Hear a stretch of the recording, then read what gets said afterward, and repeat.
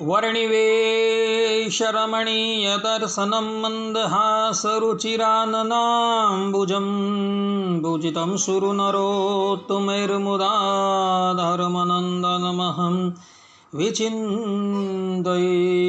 अस्मद्गुरुसमारम्भां नाथयामो न मध्यमाम् लक्ष्मीवल्लभपर्यन्तां वन्दे गुरुपरम्परा वन्दे गुरुपरम्परा। सहजानंद स्वामी महाराजनी जय। श्री नारायण मुनिदेवनी जय। श्री राधा राधा बिहारी लालनी जय। हरिशरणम निखिल हे प्रत्यने कल्याणी कतान स्वेतर समस्त वस्तु विलक्षण अनंत कोटि ब्रह्मांड नायक श्रीदेवी भूदेवी नीलादेवी श्री राधा देवी दी समलंकृत सर्व अवतारों अवतारी सर्व कारणों कारण परब्रह्म परमात्मा भगवान श्री हरिनी महती कृपाथी આપણે બધા માનવ જીવનનો સર્વોત્કૃષ્ટ લાભ એવા સત્સંગને માટે ઉપસ્થિત થયા છે। ઉપસ્થિત થનારા બધા જ ભગવત ભક્તોના હૃદયની અંદર એ પરમ કારણ તત્વ પરબ્રહ્મ પરમાત્મા ભગવાન શ્રી હરિને હું સાષ્ટાંગ દંડવત પ્રણામ કરી આજની કથાનો અર્થાત કે દસમ સ્કંદની કથાનો શુભારંભ કરું છું। ભક્તો, દસમ સ્કંદની અંદર ગયા વખતે આપણે માખણ ચોરીની લીલા જે છે શ્રવણ કરી। હવે આજે આપણે 9મા અધ્યાયની અંદર ભગવાન શ્રી કૃષ્ણની દામોદર લીલા જે છે એ શ્રવણ કરશું। આ દામોદર લીલાની અંદર ભગવાન શ્રી કૃષ્ણને માતા યશોદાજીએ દામ એટલે કે દોરીથી બાંધેલા હતા, એટલે ભગવાનનું એક નામ દામોદર પડેલું હતું એવું વિષ્ણુ પુરાણની અંદર 5મા અંશના 6ઠા અધ્યાયના 20મા શ્લોકની અંદર મહર્ષિ પરાશર કહે છે, તતઃ દામોદરાતામ પ્રયયો દામ બંધનાત। અર્થાત યશોદાજીએ દોરડાથી ભગવાન શ્રી કૃષ્ણના ઉદરને બાંધ્યું, એટલે માટે ભગવાનનું એક નામ દામોદર પડેલું હતું। વિષ્ણુ સહસ્ત્ર નામની અંદર ભગવાન શ્રી કૃષ્ણનું એક નામ દામોદર પણ આવે છે। આ દામોદર શબ્દની વ્યુત્પત્તિ કરતા થકા રામાનુજાચાર્યજીના શિષ્ય અચ્ચાન પિલ્લે વિષ્ણુ સહસ્ત્ર નામ ભાષ્યની અંદર કહે છે કે દામાની લોકનામાની ભાંતિ યત્યોદરાંતરે તેન દામોદરો દેવઃ। અર્થાત કે જેના ઉદરની અંદર દામ હોય છે એને દામોદર કહેવામાં આવે છે। અહીં દામ શબ્દ જે છે એ જગતનો વાચક છે, એટલે કે જેના ઉદરની અંદર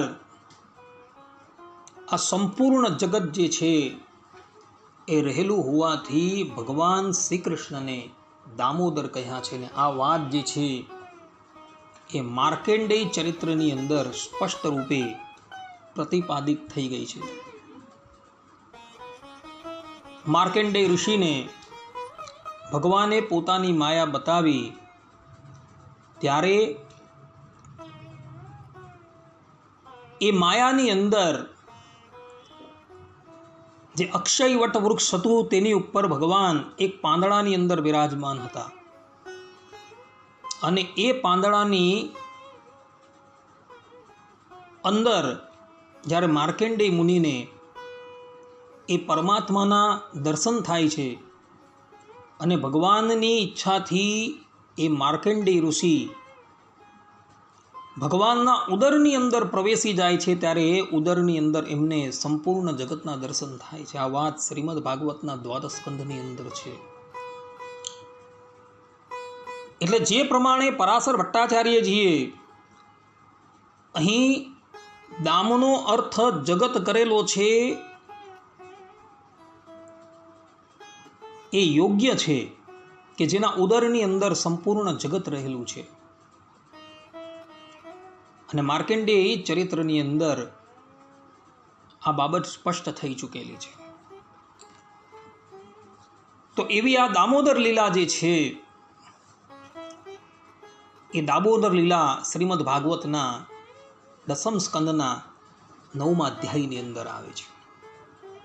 શ્રી સુખદેવજી કહે છે, એકદા ગૃહદાસી સુ યશોદાનંદ ગેહિની કર્માંતર નિયુક્તાસુ કર્મમંથ સ્વયં દધી યાની યાની હ ગીતાની તદબાલચરિતાની ચ દધી નિર્મંથને કાલે સ્મરંતી તાન્ય ગાયત. અર્થાત હે પરીક્ષિત, એક સમયે નંદરાણી યશોદાજીએ ઘરની દાસીઓને તો બીજા કામમાં લગાવી દીધી અને સ્વયં પોતાના લાલાને માખણ ખવડાવવા માટે દહીં મંથન કરવા લાગી.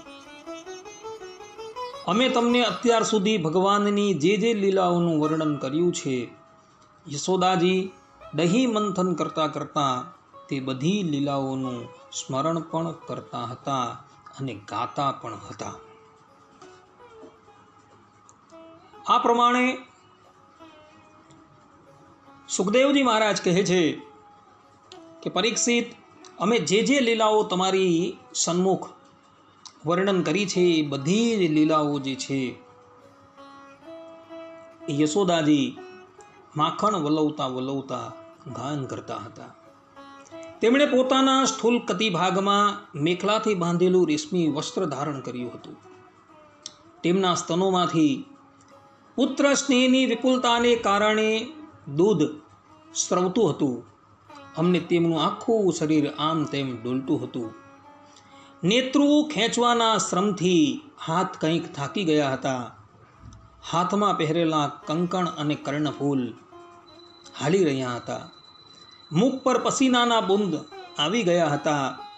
અંબોડામાંથી માલતીના પુષ્પો સરી પડતા હતા. આ પ્રમાણે યશોદાજી દધી મંથન કરતા હતા.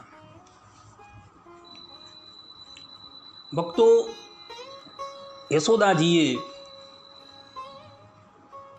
પોતાના શરીરની ઉપર જે શિંગાર કરેલો છે એ શિંગારનો મહાત્માઓએ વિભિન્ન પ્રકારનો ભાવ જે છે એ બતાવેલો છે. કમરમાં રેશમી વસ્ત્ર દોરીથી કસીને બાંધેલું છે યશોદાજીએ. અર્થાત કે જીવનમાં આળસ છે, પ્રમાદ છે, અસાવધાની ક્યારેય પણ ન કરવી એ બાબત સૂચવે છે. અર્થાત કે ભગવાનની સેવાની અંદર ક્યારેય પણ આળસ ન આવવી જોઈએ, પ્રમાદ ન થવો જોઈએ અને અસાવધાની થવી ન જોઈએ. સેવા કર્મમાં પૂરી તત્પરતા છે. રેશમી વસ્ત્ર એટલા માટે પહેરેલું છે કે કોઈ પ્રકારની અપવિત્રતા રહી જશે તો મારા કનૈયાને કંઈ થઈ જશે. ભક્તો, રેશમી વસ્ત્ર જે છે ને એ ક્યારેય પણ અપવિત્ર થતું નથી. આપણે સેવાની અંદર હંમેશા રેશમી વસ્ત્ર ધારણ કરતા હોઈએ છીએ અને સેવા પૂર્ણ થઈ જાય પછી આપણે રેશમી વસ્ત્ર જે છે એ ધોવા નથી નાખતા, કારણ કે રેશમી વસ્ત્ર અપવિત્ર થતું નથી. એને આપણે પુનઃ વાળીને ટીંગાડી દઈએ છીએ. બીજા બધા વસ્ત્રો હોય છે, સૂતરનું વસ્ત્ર હોય છે, કોટનના વસ્ત્રો હોય છે, તો એ આપણે ધોઈ નાખવા પડે છે. એક વખત સેવા કરો અને સેવામાં જો તમે એ વસ્ત્ર ધારણ કરેલા હોય તો સેવા પૂર્ણ થયા બાદ એ કોટનના વસ્ત્ર છે કે નાયલોનના વસ્ત્રો છે બધા ધોઈ નાખવા પડે. પરંતુ રેશમી વસ્ત્ર તમે ન ધુવો તો ચાલે, એ અપવિત્ર થતા નથી, એવું મહાત્માઓનું કહેવું છે. માતાના હૃદયનો રસ સ્નેહ દૂધ સ્તનમાંથી સ્રવી રહ્યો છે. તે બહાર જોઈ રહ્યું છે કે શ્યામ સુંદર આવે ત્યારે તેમની દ્રષ્ટિ મારા પર પડે અને તેઓ પહેલાં માખણ ન ખાતા મારું પાન કરે, આ જ તેની લાલસા છે. સ્તનોના કાપવાનું કારણ એ છે કે તેમને ભય છે કે ક્યાંય મારું પાન નહીં કરે તો, એટલે માટે માતા યશોદાજીના સ્તનો જે છે એ કાપી રહ્યા છે. કંકણ અને કુંડળ ઉછળી ઉછળીને માતાને વધાઈ આપે છે. યશોદાજીના હાથના કંકણ એટલા માટે ખણખણી રહ્યા છે કે તે આજે તેમના હાથોમાં રહીને ધન્ય થઈ ગયા છે, કે જે હાથ ભગવાનની સેવામાં લાગેલા છે. અને કુંદળ યશોદા મૈયાના મુખથી લીલા ગાન સાંભળીને પરમાનંદ બની હાલતા હાલતા કાનોની સફળતા સૂચવી રહ્યા છે. હાથ તે જ ધન્ય છે કે જે ભગવાનની સેવા કરે, અને કાન તે જ ધન્ય છે જેમાં ભગવાનના લીલા ગુણ ગાનની અમૃતધારા પ્રવેશ કરે. મુખ પર પરસેવો અને માલતીના પુષ્પો નીચે પડતા તે તરફ માતાનું ધ્યાન નથી. તેઓ શૃંગાર અને શરીરને વિસારી ચૂક્યા છે, અથવા માલતીના પુષ્પો સ્વયં માથાના અંબોળામાંથી છૂટીને ભગવાનની માતાના ચરણોમાં રહેવામાં પોતાનું સૌભાગ્ય માને છે અને કહે છે કે અમે માથા પર રહેવાના અધિકાર નથી. આ પ્રમાણેનો ભાવ જે છે ભક્તો મહાત્માઓએ સૂચવેલું છે. એવા સમયની અંદર ભગવાન શ્રી કૃષ્ણ સ્તનપાન કરવા માટે દધી મંથન કરતા પોતાની માતા પાસે આવ્યા. તેમણે માના હૃદયમાં પ્રેમ અને આનંદને ઉત્પન્ન કરતા રવૈયાને પકડી લીધો અને જનનીને મંથન કરતા અટકાવી લીધા.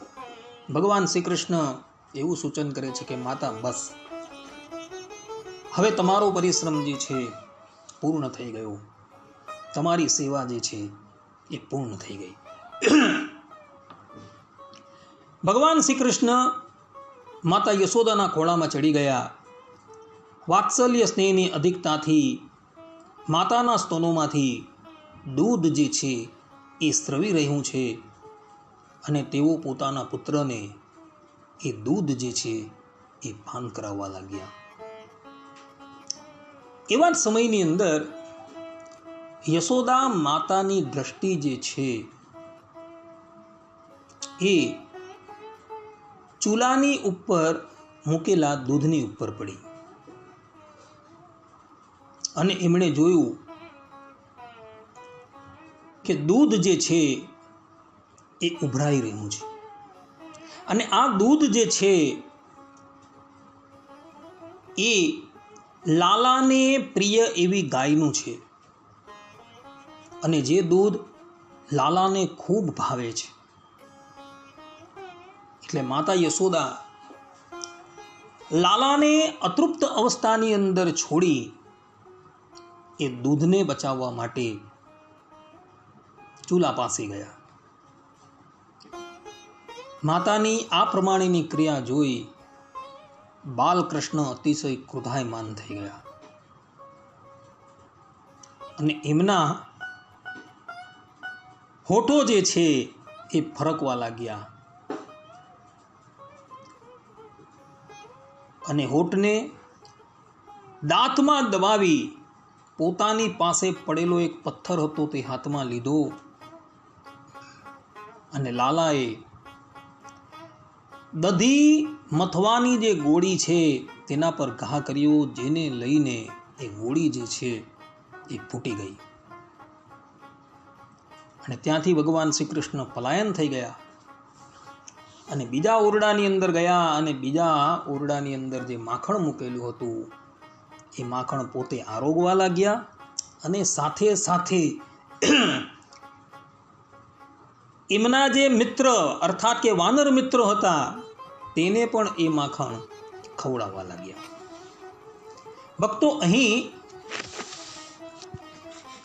માતા યશોદા ચૂલા પરનું જે દૂધ બચાવવા માટે ગયા એની અંદર પણ મહાત્માઓએ ઘણા ભાવ જે છે પ્રગટ કરેલા છે. મહાત્માઓ કહે છે કે દૂધે વિચાર્યું કે સ્નેહમયી માં યશોદાનું દૂધ ક્યારેય ઓછું થવાનું નથી અને શ્યામ સુંદર જે છે એ ક્યારેય પણ માતાના દૂધથી તૃપ્ત થવાના નથી. આ બંનેની પરસ્પર સ્પર્ધા થઈ રહી છે અને હું બિચારો યુગ યુગથી જન્મ જન્મથી શ્યામ સુંદરના હોતનો સ્પર્શ કરવા માટે વ્યાકુળ થઈ રહ્યો છું અને તપી તપીને મરી ગયો છું. પરંતુ બાલકૃષ્ણ જે છે એ તૃપ્ત થતા નથી અને માતા પણ જે છે એ તૃપ્ત થતા નથી.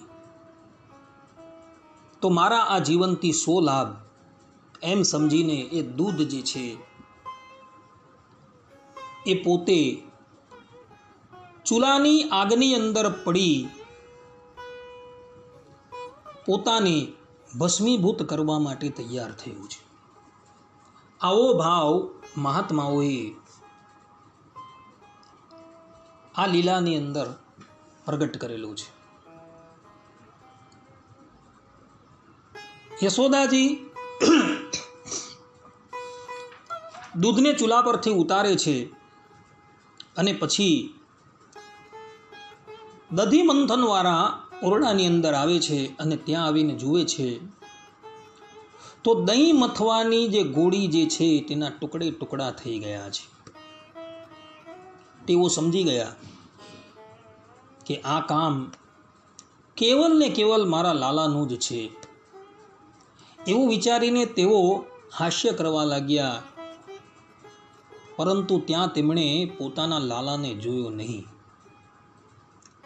આમ તેમ શોધ કરતા એમને ખબર પડી કે શ્રી કૃષ્ણ જે છે એક ખાંડણિયાને ઊંધો વાળી તેના પર ચડી ગયા છે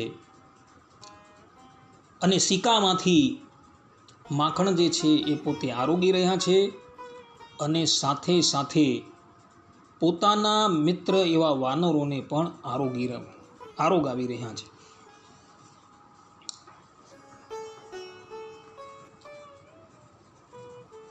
પણ સાથે સાથે ભગવાન શ્રી કૃષ્ણને અર્થાત કે લાલાને એવો પણ ડર છે કે કદાચ માતા આવી જશે અને મારી ચોરી જે છે એ પકડાઈ જશે, જેથી કરીને તેમના ચંચળ નેત્રો જે છે એ ભય સંકેત જણાતા હતા. આ પ્રમાણેની ભગવાનની સ્થિતિ છે. માતા યશોદા જે છે એ દબાતા પગલે ધીરે ધીરે ભગવાન શ્રી કૃષ્ણ જે કક્ષની અંદર માખણ આરોગતા હતા ત્યાં આવ્યા. એ વખતે યશોદાજીના હાથની અંદર લાકડી હતી. શ્રી કૃષ્ણએ જોયું કે મારી માતા હાથમાં લાકડી લઈને મારી તરફ આવી રહી છે. ત્યારે તરત જ તેઓ ખાંડણિયા પરથી કૂદી પડ્યા અને ભયભીત થયા અને ત્યાંથી ભાગવા લાગ્યા. સુખદેવજી મહારાજ કહે છે કે હે પરીક્ષિત, મોટા મોટા યોગીઓ તપસ્યા દ્વારા પોતાના મનને અત્યંત વિશુદ્ધ અને સૂક્ષ્મ બનાવીને પણ જેમનામાં પ્રવેશ કરાવી શકતા નથી, તો પ્રાપ્ત કરવાની વાત તો બાજુ પર રહી. તે જ ભગવાનની પાછળ પાછળ તેમને પકડવા માટે યશોદાજી દોડી રહ્યા છે.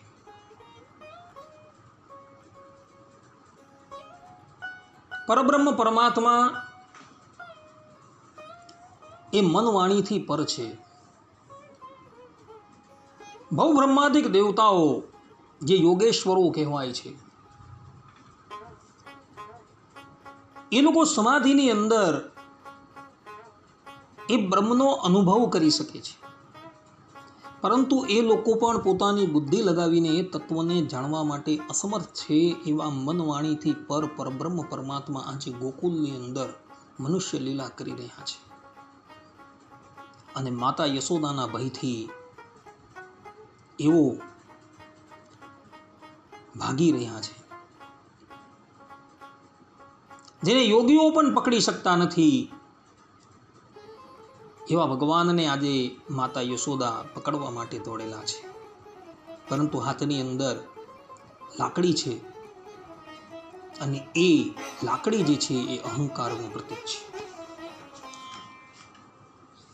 જ્યાં લગીન મનુષ્ય અહંકારને વશ થઈ પરબ્રહ્મ પરમાત્માને પકડવા માટે જાય છે, તો એ પરમાત્મા ક્યારેય પણ એની પકડમાં આવતા જ નથી.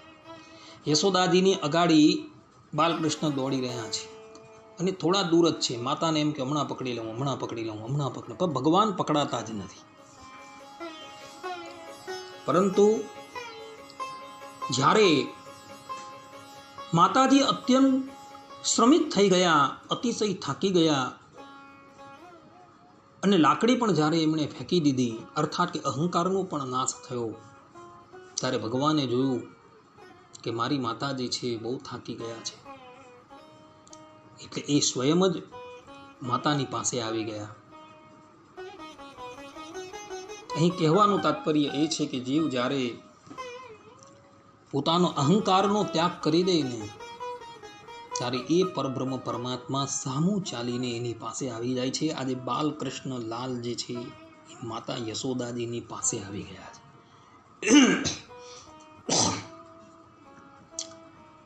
અને એ યશોદાની પાસે આવીને ભગવાન જે છે એ ભયથી થરથર ધ્રુજી રહ્યા, જેને જોઈને સ્વયં કાળ જે છે એ કાળ ધ્રુજે છે. પ્રલય અવસ્થાની અંદર એ પરબ્રહ્મ પરમાત્મા કાળને પણ ચટણી અથાણાની જેમ ચાટી જાય છે. ઉપનિષદની અંદર કહેલું છે કે ચટણી અથાણાની જેમ ભગવાન ચાટી જાય છે એને. એવા એ પરબ્રહ્મ પરમાત્મા છે, જેમની ભ્રકુટી હાલતા અનંત કોટી બ્રહ્માંડનો પ્રલય થઈ જાય છે. એવા એ પરબ્રહ્મ પરમાત્મા આજે માતા યશોદાથી બહુ ભય પામેલા છે. યશોદાજીએ જોયું કે લાલો જે છે એ બહુ જ ગભરાઈ ગયો છે, ત્યારે તેમના હૃદયમાં વાત્સલ્ય સ્નેહ ઉભરાઈ આવ્યો. અને પછી એમણે વિચાર્યું કે લાલો હમણાં બહુ જ તોફાની બની ગયો છે, માટે આજે હું એને દોરડાથી બાંધું. અહીં એને દોરડાથી બાંધું તો પછી બીજે જઈને એ ઉત્પાત ન કરશે. એવું વિચારી માતા યશોદાજી જે છે એ ભગવાનને બાંધવા માટે તૈયાર થયા છે. સુખદેવજી મહારાજ કહે છે કે પરીક્ષિત, સાચું પૂછો તો યશોદાજી પોતાના બાળકના ઐશ્વર્યને જાણતા જ ન હતા. જે પરબ્રહ્મ પરમાત્મા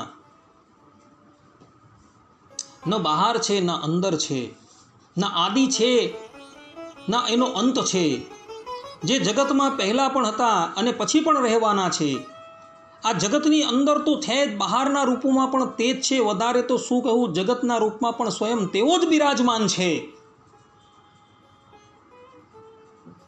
એવા એ પરબ્રહ્મ પરમાત્મા જે છે એ પરમાત્માને માતા યશોદાજી ખાંદણિયા સાથે બાંધવા માટે તૈયાર થયા છે. પરંતુ જ્યાં બાંધવા માટે જાય છે ત્યાં જ દોરડી જે છે એ 2 આંગળ ઓછી પડે છે. માતા યશોદાજીએ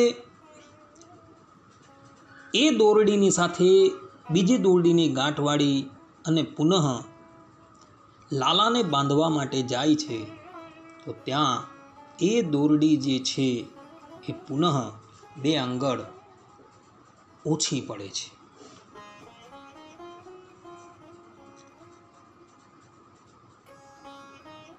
એમ કહેવાય છે કે તે દિવસે ગોકુળની અંદર રહેલી જેટલી પણ દોરડીઓ હતી એ બધી જ દોરડીઓ જે છે એ યશોદાજીએ ભેગી કરી અને એના દ્વારા એ બાલકૃષ્ણને બાંધવા માટે તૈયાર થાય છે, પરંતુ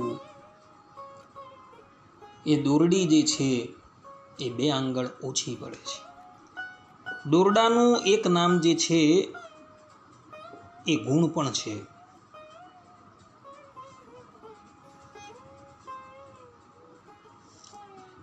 દોરડીને સંસ્કૃત સાહિત્યની અંદર ગુણ તરીકે પણ કહેવાય છે.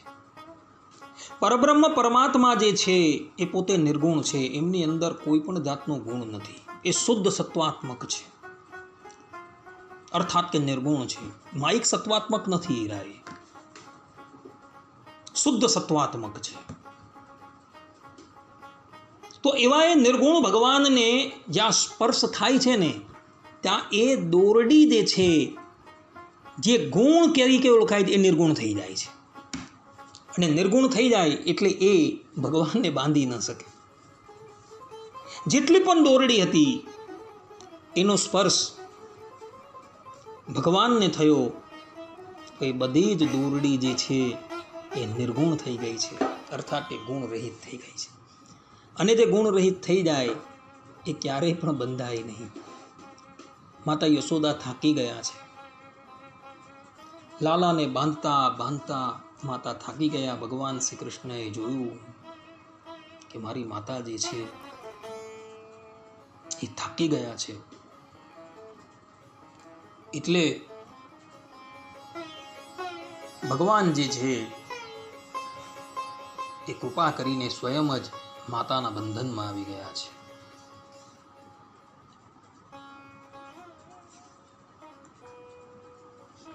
ભગવાન શ્રી કૃષ્ણએ તે વખતે વિચાર્યું કે જ્યારે મારી માતાના હૃદયમાંથી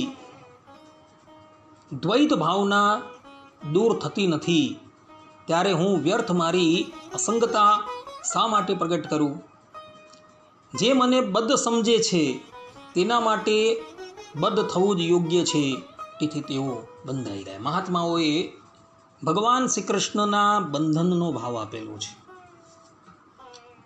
કહેવાનું તાત્પર્ય એ છે કે યશોદાજીના હૃદયની અંદરથી દ્વૈત ભાવના દૂર થઈ નથી. ત્યારે ભગવાન વિચારે છે કે હું વ્યર્થ રીતે મારી અસંગતા શા માટે પ્રગટ કરું? જે મને બદ્ધ સમજે છે તેના માટે બદ્ધ થવું જ યોગ્ય છે, તેથી તેઓ બંધાઈ ગયા. ત્યાં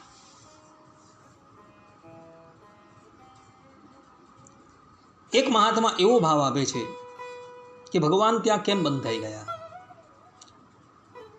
તો ભગવાન વિચારે છે કે હું મારા ભક્તના નાના સરખા ગુણને પણ પૂર્ણ કરી દઉં છું.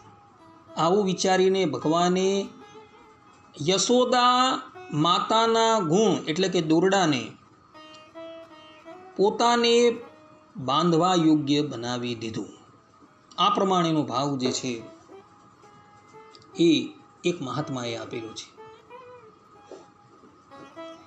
બીજા એક મહાત્મા કહે છે કે ભગવાન શ્રી કૃષ્ણ એટલા કોમળ હૃદયના છે કે પોતાના ભક્તના પ્રેમને પુષ્ટ કરનારો પરિશ્રમ પણ સહન કરી શકતા નથી. તેઓ પોતાના ભક્તને પરિશ્રમથી મુક્ત કરવા માટે સ્વયં બંધન સ્વીકારી લે છે.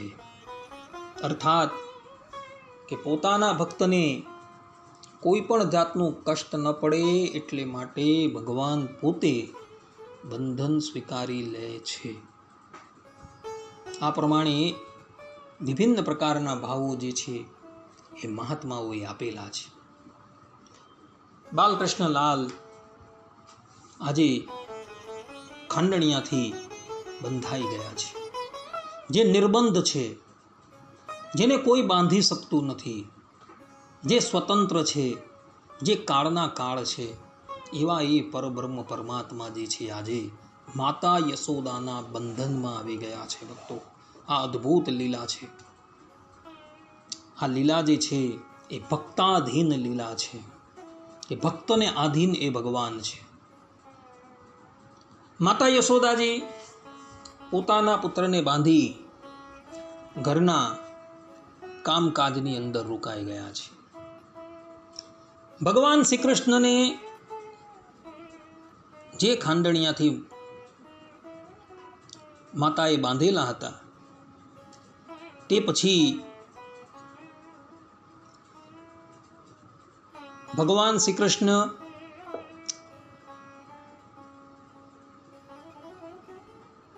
એ ખાંડણિયાને ઘસડતા ઘસડતા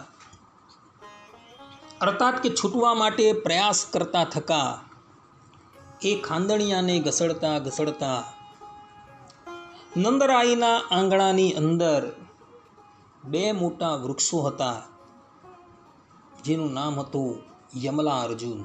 તેના મધ્યમાંથી ભગવાન પસાર થાય છે.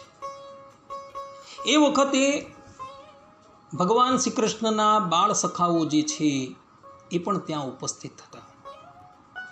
એઓ બધા પણ આ લીલા જે છે એ જોઈ રહ્યા હતા. ભગવાન શ્રી કૃષ્ણ એ બે અર્જુન વૃક્ષોની મધ્યમાંથી પસાર થાય છે. તે વખતે પેલો જે ખાંડણીઓ જે છે એ બે વૃક્ષોની વચ્ચે અટવાઈ જાય છે. ત્યારે ભગવાન શ્રી કૃષ્ણ જરાક આમ જોર લગાવીને ખાંડણિયાને ખેંચે છે. ત્યાં જ પેલા બે મોટા વૃક્ષો જે હતા એ કકડ ભૂસ કરતા ધરાશયી થઈ જાય. ભક્તો, આ યમલા અર્જુનના વૃક્ષો જે છે ને એની ગોકુળના વાસીઓ નિત્ય પૂજા કરતા હતા. એ લોકો આ વૃક્ષને અતિશય પવિત્ર માનતા હતા કે કેટલીય પેઢીઓથી આ વૃક્ષો જે છે એ આપણા ગોકુળની અંદર સ્થિત છે, માટે આ વૃક્ષો અતિશય પવિત્ર છે એમ સમજીને ગોકુળવાસીઓ નિત્ય આ વૃક્ષની પૂજા કરતા હતા. એવું હરિવંશ પુરાણની અંદર લખેલું છે.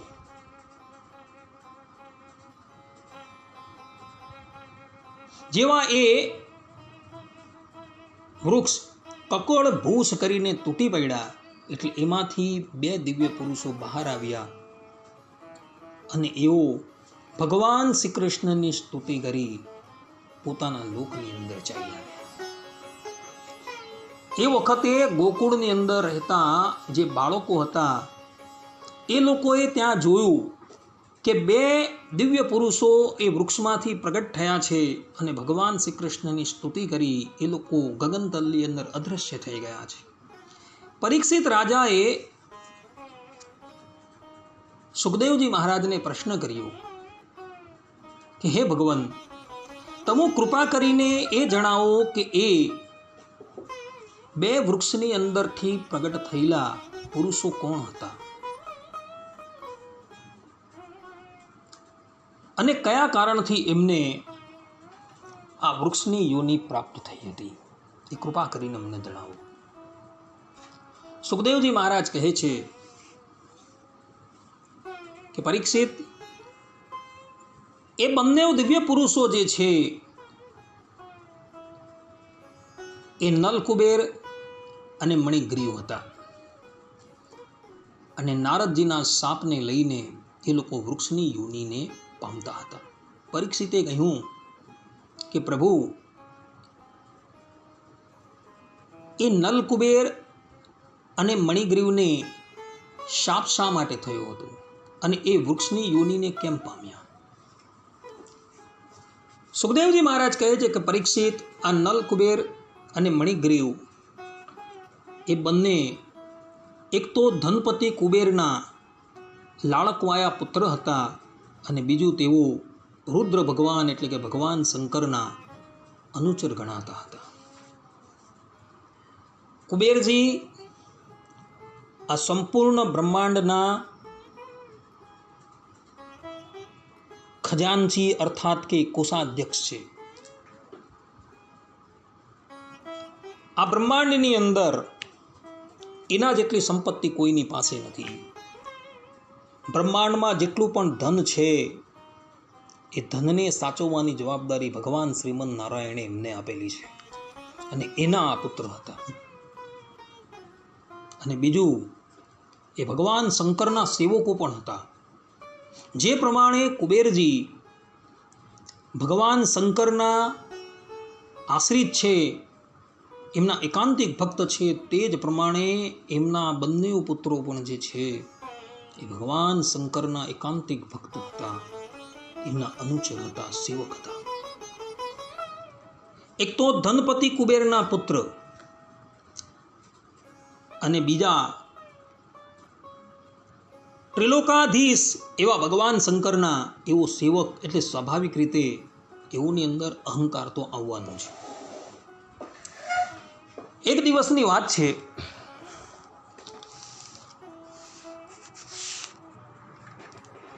આ નલકુબેર અને મણિગ્રીવ એ પોતાની પ્રિયતમા રંભાદિક અપ્સરાઓને લઈને મંદાકિનીના કિનારે સુંદર ઉપવનની અંદર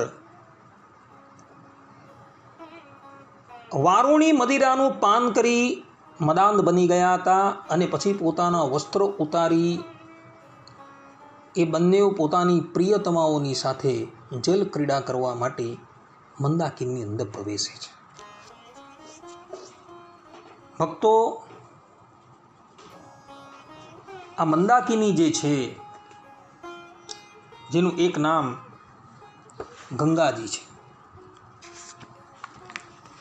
એ ગંગાજીની ઉત્પત્તિ જે છે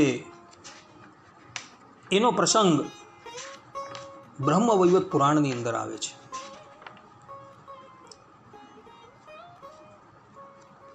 કહેવાય છે કે એક વખત ગોલોકની અંદર બધા જ દેવતાઓ ભેગા થયા હતા અને બધા જ પોતાની કલાઓ દ્વારા ભગવાનને પ્રસન્ન કરતા હતા.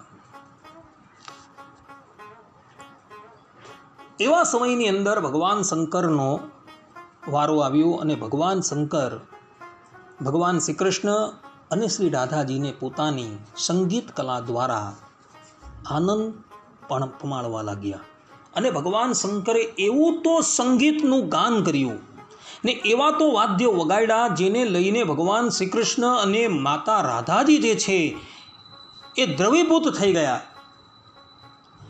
અર્થાત કે એમનો શ્રી વિગ્રહ જે છે એ જલના રૂપમાં પરિણિત થઈ ગયો અને એ ગોલોકમાંથી વહેતો વહેતો ભૂતલ પર આવે છે, એ જ ગંગાજી છે. આ પ્રમાણેની કથા બ્રહ્મવૈવર્ત પુરાણની અંદર છે.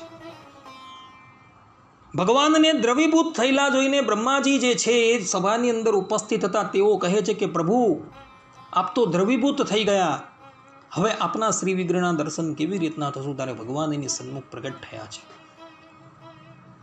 માતા રાધાજી પણ પ્રગટ થયા છે અને બ્રહ્માજીને કહે છે કે બ્રહ્મદેવ, અમારો એક શ્રી વિગ્રહ જે છે એ જલ રૂપે પણ રહેશે અને એ જલ રૂપે જે રહેલો વિગ્રહ જે છે તે જ ગંગાજી છે. અને એ જ ગંગાજી ગોલોકમાંથી વામન ભગવાનની કૃપાથી સત્યલોકની અંદર પધારેલા હતા અને સત્યલોકમાંથી એ સ્વર્ગલોકમાં પધાર્યા અને ભગીરથના પ્રયાસથી એ ભૂતલની ઉપર મંદાકિનીના રૂપની અંદર એ જ ભગવાનનો જે દ્રવ વિગ્રહ જે છે એ વહી રહ્યું હતું. આ પ્રમાણેની એક કથા બ્રહ્મવૈવર્ત પુરાણની અંદર છે.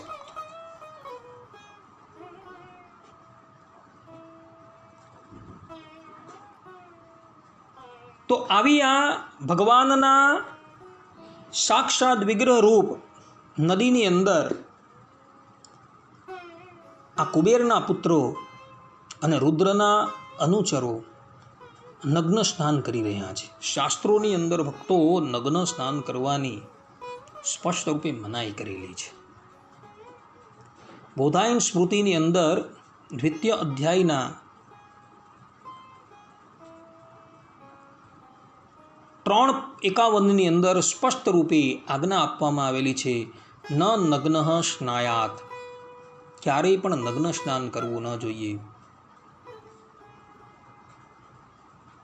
આ ઉપરાંત ચરક સંહિતાની અંદર સૂત્ર 8:19 અંદર પણ ચરક મહર્ષિએ કહ્યું છે, ન નગ્ન ઉપસ્પૃશ્યેત. સ્કંદ પુરાણની અંદર માહેશ્વર કૌમાર સંહિતાના 41મા અધ્યાયના 157મા શ્લોકની અંદર નગ્ન સ્નાનમ ન કુર્વીત, આ પ્રમાણે નગ્ન સ્નાન કરવાની સ્પષ્ટ રૂપે મનાઈ કરવામાં આવેલી છે. મહાભારતની અંદર અનુશાસન પર્વ 104મા અધ્યાયના 67મા શ્લોકની અંદર ભગવાન કૃષ્ણ દ્વૈપાયન કહે છે, ન નગ્ન સ્નાતો મર્હતિ, કે ક્યારેય પણ નગ્ન સ્નાન કરવું ન જોઈએ. અગ્નિપુરાણના 115મા અધ્યાયના 22મા શ્લોકની અંદર કહ્યું છે, ન નગ્ન સ્નાનમાચરેત, ક્યારેય પણ નગ્ન સ્નાન કરવું ન જોઈએ. આ પ્રમાણે સ્પષ્ટ રૂપે શાસ્ત્રકારોએ આજ્ઞા કરેલી છે. છતાં પણ આ બંને અહંકારીઓ પોતાની પ્રિયતમાઓને સાથે લઈને સાક્ષાત ભગવદ વિગ્રહ રૂપ જલની અંદર એ નગ્ન સ્નાન કરી રહ્યા છે. એવા જ સમયની અંદર દેવર્ષિ નારદજી એ મંદાકિનીના તટ પર આવીને ઉભા રહ્યા છે.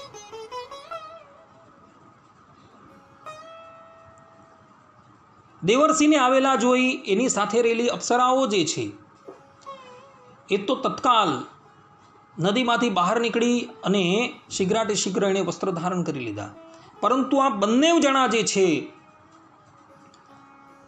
એ મદિરા પાનથી એટલા બધા ઉન્મત્ત થઈ ગયા હતા કે એ દેવર્ષિની સન્મુખ પણ જેમ હતા તેમ જ ઊભા રહ્યા. એમણે વસ્ત્ર ધારણ કરવાની આવશ્યકતા જાણી નહીં. તેઓની આ ક્રિયાથી દેવર્ષિ નારદ એમના પર થોડા ક્રુદ્ધ થઈ ગયા અને એનો અર્થાત કે એનું સારું થાય એના પર અનુગ્રહ કરવા માટે દેવર્ષિ નારદજીએ એમને શાપ આપ્યો કે તમે બંને તો વૃક્ષની યોનિની અંદર જ જવા યોગ્ય છો, માટે તમે બંને વૃક્ષ થઈ જાઓ. અને પછી આ બંને જણા જે છે એ દેવર્ષિ નારદના ચરણમાં પડી જાય છે. ત્યારે નારદજી એમના પર અનુગ્રહ કરે છે અને કહે છે કે ભગવાન શ્રી કૃષ્ણ તમારો સાક્ષાત પ્રગટ થઈને ઉદ્ધાર કરશે, માટે તમે ચિંતા ન કરો. આ પ્રમાણે કહી દેવર્ષિ નારદ જે છે એ બદ્રિકા આશ્રમની અંદર જતા રહે છે. શ્રીમદ ભાગવતના 10મ સ્કંદની અંદર આ પ્રસંગ આવે છે કે યમલાર્જુનને શાપ આપ્યા બાદ દેવર્ષિ નારદ બદ્રિકા આશ્રમમાં જતા રહ્યા. મહાત્માઓ કહે છે, શા માટે બદ્રિકા આશ્રમમાં ગયા? તો એટલે માટે દેવર્ષિ નારદ બદ્રિકા આશ્રમમાં ગયા કે યમલા અર્જુનને શાપ આપ્યો, અર્થાત કે નલકુબેર અને મણિગ્રીવને શાપ આપ્યો, જેથી કરીને તપસ્યા જે છે એ ક્ષીણ થઈ ગઈ છે. તો પુનઃ તપ જે છે તેનો સંચય કરી લઈએ, એવા ઉદ્દેશ્યથી દેવર્ષિ નારદ જે છે એ બદ્રિકા આશ્રમની અંદર ગયા છે. અને આ બંને જણા નલકુબેર અને મણિગ્રીવ જે છે એ દેવર્ષિના શાપ વસાત ગોકુળની અંદર નંદરાયજીના આંગણાની અંદર વૃક્ષની યોનિને પામે છે અને એ યોનિની અંદર ભગવાન શ્રી કૃષ્ણ જે છે એ એમને એ શાપથી છોડાવે છે. આ પ્રમાણેની કથા જે છે એ ભાગવતની અંદર પણ છે તથા બ્રહ્મ વૈવત પુરાણની અંદર કૃષ્ણ જન્મખંડની અંદર પણ જોવા મળે છે. વૃક્ષ પડવાનો અવાજ સાંભળો એટલે બધા જ દોડતા દોડતા ભગવાન શ્રી કૃષ્ણની પાસે આવી ગયા. નંદ બાબાએ જોયું કે મારો લાલો જે છે એ ખાંદણિયાથી છૂટવા માટે ધમ પછાડા કરે છે. બાવા ત્યાં ગયા અને ભગવાનને ખાંડણિયાથી મુક્ત કર્યા છે. અને પછી નંદ બાવાએ યશોદાજીને થોડો ઠપકો આપેલો છે. ગોપીઓએ પણ પછી યશોદાજીને થોડો ઠપકો આપેલો છે. આ પ્રમાણેની લીલા શ્રીમદ ભાગવતની અંદર 10મ સ્કંદની અંદર 9મા અને 10મા અધ્યાયની અંદર જોવા મળે છે. આ લીલા દ્વારા આપણે એ વસ્તુ જોવા મળે છે કે ભગવાન હંમેશા પ્રેમથી જ બંધનમાં આવે છે. ક્યારેય અહંકારથી ભગવાન બંધનમાં આવતા નથી. યશોદાજીના હસ્તની અંદર જ્યાં લગીન લાકડી હતી ભગવાન પકડાયા નથી, પરંતુ જ્યાં એમણે લાકડી ફેંકી દીધી ભગવાન જે છે એમના બંધનમાં આવી ગયા. તે જ પ્રમાણે નલકુબેર અને મણિગ્રીવના ચરિત્રની અંદર પણ આ જ વસ્તુ જોવા મળે છે કે મનુષ્યએ ક્યારેય પણ અહંકાર ન કરવો જોઈએ. ચાહે કોઈ પણ પ્રકારનો અહંકાર હોય, ઐશ્વર્યનો અહંકાર હોય કે ધનનો અહંકાર હોય. અહંકાર કરનાર વ્યક્તિ જે છે એ હંમેશા ઉદ્દંડ થઈ જાય છે, ઉદ્ધત થઈ જાય છે. અને પછી મહાત્માઓ જે છે એને દંડ કરે છે, ત્યારે જ એ લોકોની બુદ્ધિ જે છે એ ઠેકાણે આવે છે. દેવર્ષિ નારદજીએ પણ કેવલ નલકુબેર અને મણિગ્રીવની ઉપર કૃપા કરવા માટે જ એને શાપ આપેલો છે. દેવર્ષિના મનની અંદર એમના પ્રત્યે કોઈ રાગદ્વેષ ન હતો, પરંતુ એના પર અનુગ્રહ કરવા માટે જ દેવર્ષિ નારદે એમને શાપ આપેલો હતો. અને શાપને લઈને એ લોકો વૃક્ષની યોનિને પામેલા હતા. માટે ભક્તો ક્યારેય પણ જીવનની અંદર અહંકાર કરતા નહીં. ભગવાનને અહંકારી વ્યક્તિ ક્યારેય પણ પ્રિય નથી. અભિમાની પુરુષ અરુચઃ, ભગવાન સ્વામિનારાયણનું એક નામ આપેલું છે કે અભિમાની પુરુષ એ ભગવાનને પ્રિય નથી ક્યારેય પણ. માટે નિર્માની થઈ જો તમે ભગવાનની ભક્તિ કરશો તો ભગવાન જે છે એ અવશ્ય બંધનમાં આવી જશે. કોઈ પણ પ્રકારનો અહંકાર, એવું નથી કે લૌકિકની અંદર અહંકાર હોય, કેટલાકને આધ્યાત્મિકની અંદર પણ અહંકાર હોય છે. કોઈને ભક્તિનો અહંકાર હોય છે, કોઈને જ્ઞાનનો અહંકાર હોય છે, કોઈને વૈરાગ્યનો અહંકાર હોય છે, કોઈને ધર્મનો અહંકાર હોય છે. કોઈ પણ અહંકાર ભગવાનને પ્રિય છે જ નહીં. માટે એ અહમ મમત્વ રૂપ જે અહંકાર છે એનો ત્યાગ કરજો. અને પરમ પ્રેમથી જો તમે ભગવાનનું ભજન કરશો તો ભગવાન તમારા બંધનમાં પણ આવી જશે. આ પ્રમાણેની કથા આ દામોદર લીલાની અંદર જોવા મળે છે. અહીં સમયનો અભાવ હોવાથી આ દામોદર લીલાને આપણે પૂર્ણાહુતિ કરીએ છીએ. હવે પછીના પ્રવચનની અંદર હવે આપણે સુખિયા માલણનું ચરિત્ર જે છે એ શ્રવણ કરશું. આ સુખિયા માલણ જે છે પૂર્વજન્મમાં કોણ હતી, તો ભગવાન શ્રી કૃષ્ણ એના પર કૃપા શા માટે કરી, વગેરે વગેરે ચરિત્ર જે છે આપણે શ્રવણ કરશું. અને ભગવાને જે માટી ખાધી એનું ચરિત્ર પણ આપણે શ્રવણ કરશું. ત્યાં લગીન બધા જ ભગવદ્ ભક્તોને હેતપૂર્વક જય સ્વામિનારાયણ. સર્વે સંતુ નિરામયઃ સર્વે સુખિનો ભવંતુ સર્વદ્રાણી પશ્યંતુ મા કશ્ચિત દુઃખ ભાગ ભવેત અસ્તુ.